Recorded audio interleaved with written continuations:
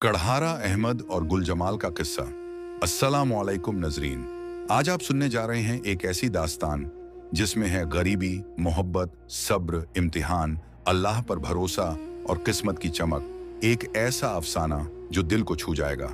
लकड़हारा अहमद और शहजादी गुल जमाल का किस्सा नूरानाबाद के ठंडे पहाड़ों में एक छोटा सा गांव था, सरे बरगाह।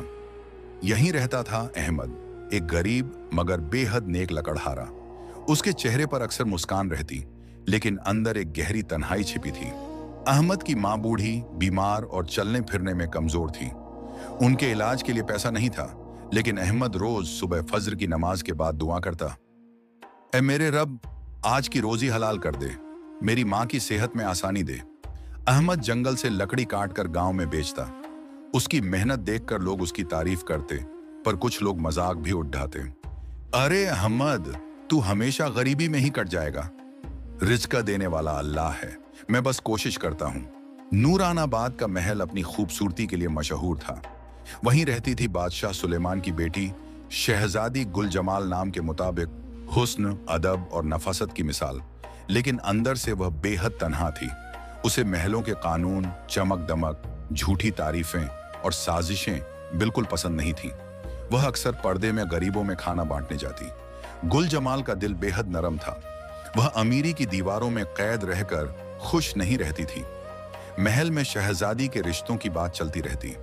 अमीरी, रुतबा, ताकत, यही सब देखकर रिश्ते लाए जाते, लेकिन उसे यह सब पसंद नहीं था। एक दिन गुल जमाल गरीबों के लिए सामान लेकर जंगल के रास्ते जा रही थी। रास्ते में उसकी पालकी का पहिया मिट्टी में धंसकर टूट गया। सिपाही और नौकर हाथ पांव मारते रहे, लेकिन पहिया निकल नहीं रहा था। उसी समय अहमद जंगल से लकड़ियों का गट्ठर उठाए आ रहा था। उसने देखा कि पालकी उलझी हुई है। अगर इजाजत हो तो मदद कर दूं? गुल जमाल ने पर्दे में से आवाज दी। हाँ, अगर तुम्हें तकलीफा ना हो। अहमद ने अपनी ताकत और समझदारी से अकेले ही पहिया ठीक कर दिया। उसने कभी सिर ऊपर उठाकर शहजादी को देखने की कोशिश भी नहीं की। यह उसका अदब था। गुल जमाल अंदर बैठे हुए उसकी आवाज और उसके अंदाज से प्रभावित हुई। तुम्हारा नाम गरीबों जैसा नाम है, शहजादी। अहमद। उसके सादे अंदाज ने शहजादी के दिल पर कोमल सा असर छोड़ा। अगले दिनों में गुल जमाल गरीबों में खाना बांटने के बहाने उसी रास्ते से गुजरने लगी, और हर बार किसी न किसी बहाने उसकी मुलाकात अहमद से हो जाती। कभी वह उससे पूछती, अहमद, क्या तुम अपनी गरीबी से परेशान नहीं होते? गरीबी अल्लाह की तरफ से इम्तिहान है और मैं सब्र से काम लेता हूँ। ये बातें गुल जमाल को गहराई से छू जाती। महल में उसने ऐसी नरमी और ईमानदारी कभी नहीं देखी थी। धीरे धीरे उसके दिल में एक अनजानी सी हलचल पैदा होने लगी। एक रात भयंकर तूफान आया। हवा गरज रही थी, बिजली कड़क रही थी। गुल जमाल अपने काफिले के साथ लौट रही थी कि अचानक रास्ता बंद हो गया। पालकी पलट गई, सिपाही तितर बितर हो गए। गुल जमाल अकेली रह गई। इसी दौरान अहमद वहां पहुंचा। उसने शहजादी को पहचान लिया और झट उसकी मदद की। बारिश तेज थी, तूफान खतरनाक। अहमद ने उसे अपनी छोटी सी झोपड़ी में आसरा दिया। अहमद सम्मान से दूरी बनाते हुए, आप यहां बैठ जाइए, मैं दूसरी तरफ रहूंगा। आपकी इज्जत मेरी जिम्मेदारी है। उसकी हया, ईमानदारी और अदब ने गुल जमाल के दिल में पहली बार मोहब्बत की लौ जलाई। अगली सुबह सिपाही शहजादी को ढूंढते हुए झोपड़ी तक पहुंचे। वे अहमद को पकड़कर घसीटते हुए ले गए। महल में तूफान से भी ज्यादा गुस्सा था। एक गरीब लकड़हारे ने मेरी बेटी को छुआ, उसे कैद करो, गुल जमाल ने चीख कर कहा। अब्बा हुजूर, उसने मेरी जान बचाई है, वह नेक इंसान है।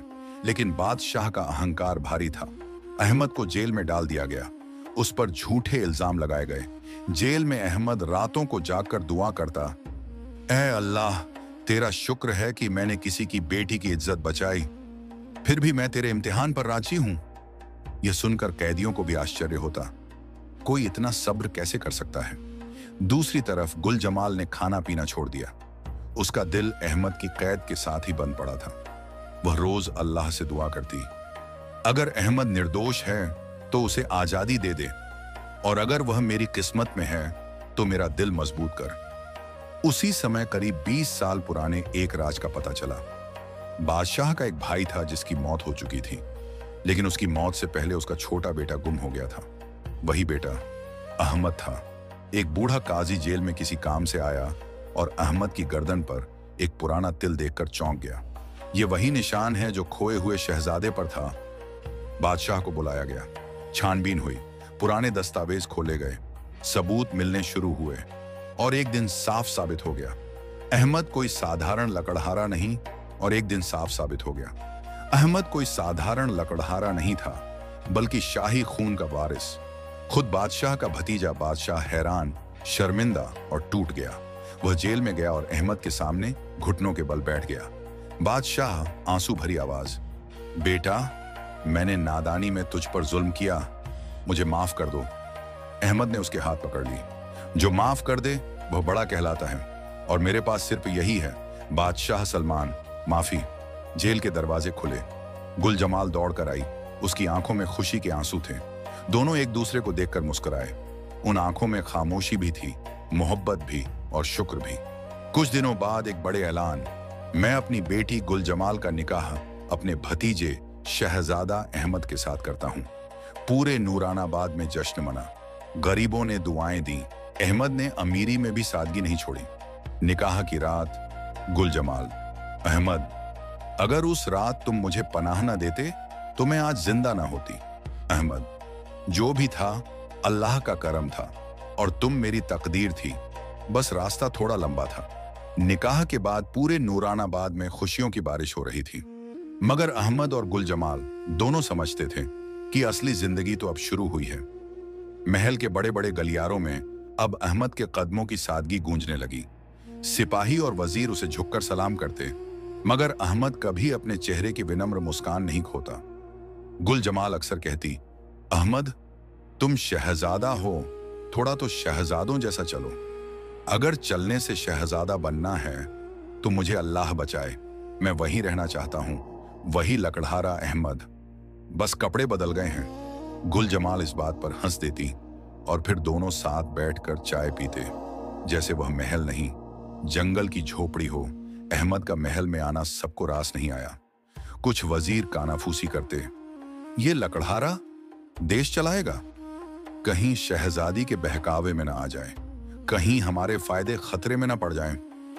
धीरे धीरे षड्यंत्र शुरू हुए।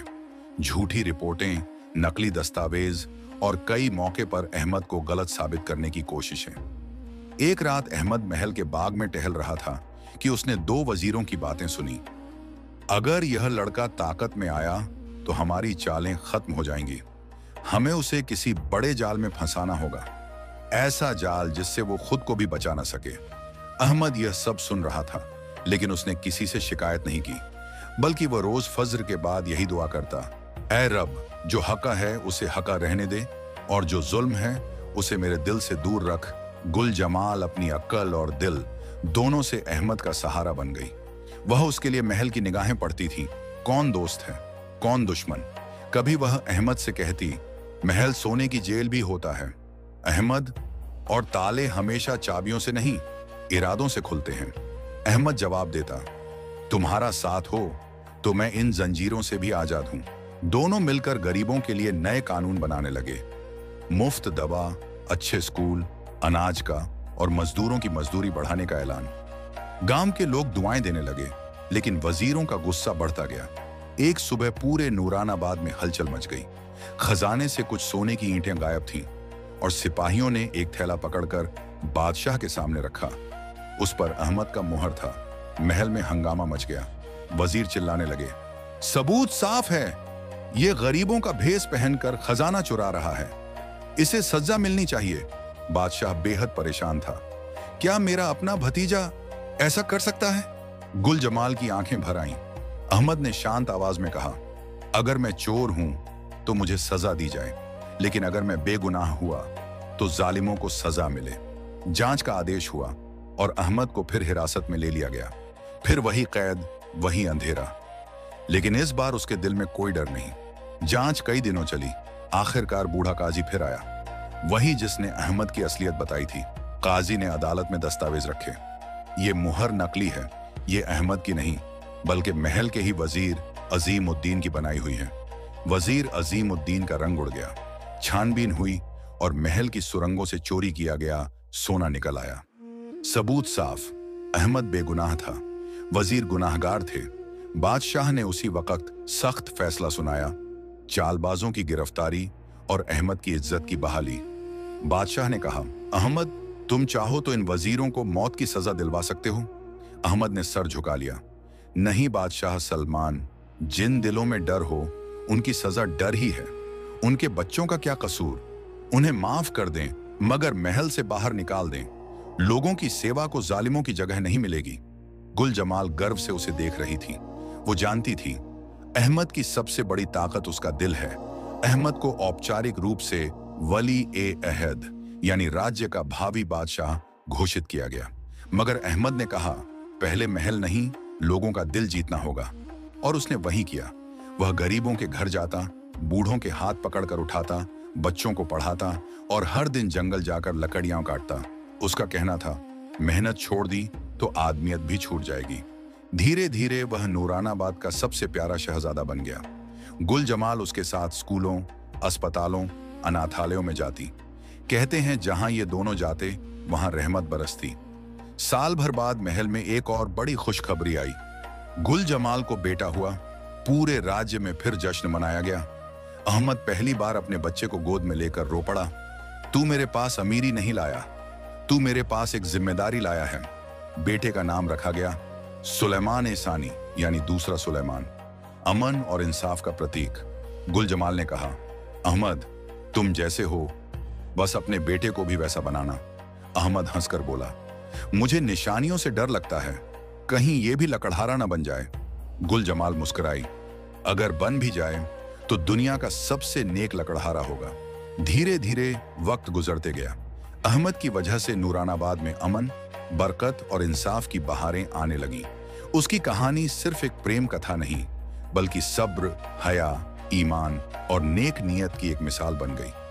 आज भी नूरानाबाद की हवाओं में लोग कहते हैं, शहजादा बनने के लिए सोने का ताज जरूरी नहीं, अल्लाह ताज उन सरों पर रखता है जिनमें सब्र और सच्चाई हो।